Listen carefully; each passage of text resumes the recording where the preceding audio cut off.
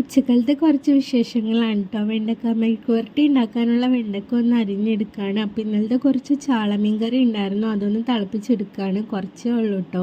അപ്പോൾ വെണ്ടക്കയിലേക്കുള്ള സവാളയും പച്ചമുളകൊക്കെ അരിഞ്ഞെടുത്തിട്ടുണ്ട്. അപ്പോഴേക്കും ചോറ് തിളച്ച് വന്നിട്ടുണ്ട്. അപ്പോൾ അതൊന്ന് റൈസ് കുക്കറിലേക്ക് ഇറക്കി വെക്കുകയാണ്. ഇന്നിപ്പോൾ റൈസ് കുക്കറിൽ ഉണ്ടാക്കാമെന്ന് വിചാരിച്ചു. എല്ലാ ദിവസവും അടുപ്പിലാണ് കേട്ടോ വെക്കാറ്. പിന്നെ നമുക്ക് സമയമില്ലാത്തപ്പോൾ പെട്ടെന്ന് എളുപ്പത്തിൽ പണികളൊക്കെ കഴിയാനാണല്ലോ ഈ വക സാധനങ്ങളൊക്കെ ഉണ്ടാക്കിയെടുത്തേക്കുന്നത്.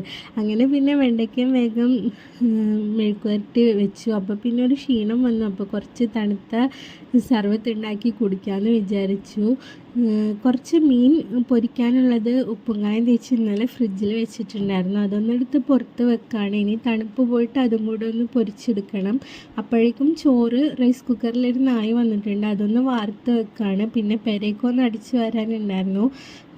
പെരക്ക് അടിച്ചു വാരി കഴിഞ്ഞിട്ട് പിന്നെ ബെഡ്ഷീറ്റൊക്കെ ഒന്ന് മടക്കി വെച്ചു. അപ്പോൾ ഇന്ന് ഉച്ചക്കാലത്തെ പണികളൊക്കെ ഏകദേശം കഴിയാറായിട്ടുണ്ട്. അപ്പോൾ ശരി, പിന്നെ കാണാം.